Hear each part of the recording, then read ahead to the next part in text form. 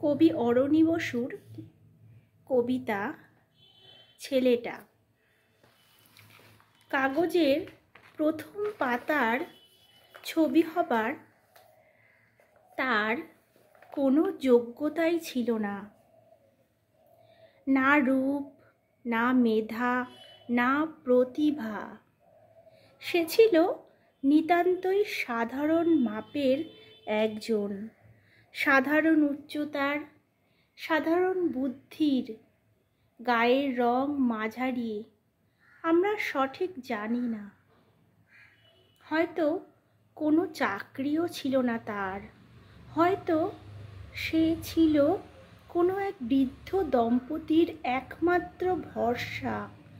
তবু সেই একদিন খবরের কাগজে প্রথম পাতার খবর হয়ে, ছবি হয়ে পৌঁছে গেল আমাদের বাড়ি বাড়ি। অবশ্য মুখোমুখি দাঁড়ানো ছবি নয়, আকাশের দিকে চেয়ে চিত হয়ে শুয়ে থাকা ছবি, নাকের ফুটোয় তুলো। তেমন কিছুই করেনি সে। পুজোর ভিড়ের মধ্যে কয়েকজন লম্পট যখন একটা মেয়েকে বিরক্ত করছিল, তখন ভিড়ের মধ্যে থেকে সে একা, যখন সবাই আপাত ঔদাসীন্যে ঘাড় ঘুরিয়ে নিয়েছিল, তখন সে একা প্রতিবাদ করেছিল। একটু বেশি সোচ্চার প্রতিবাদ।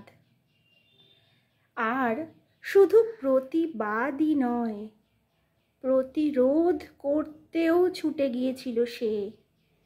তারপর সেই সাধারণ ছেলেটা একটা অসাধারণ খবর হয়ে গেল।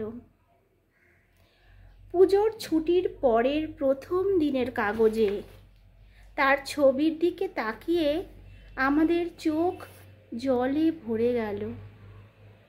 ততটা তার জন্য নয়, যতটা নিজের জন্যে, নিজের ব্যর্থতা, অপমান আর লজ্জার কথা ভেবে।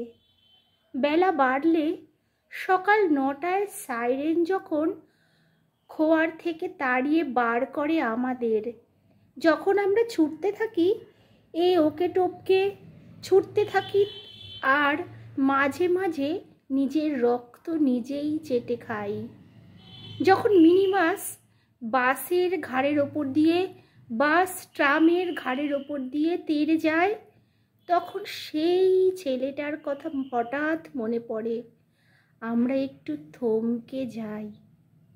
গা বাঁচানোই যেখানে সভ্যতা, সেখানে ছেলেটা গিয়েছিল গা ঘামাতে। আমরা ঠিক বুঝতে পারি না একটা সাধারণ খাঁচায় কি করে ঢুকে পড়েছিল এইরকম অসাধারণ সাহস, কিংবা ছেলেটা আসলে হয়তো ছিল মস্ত একটা গাড়ল। নমস্কার।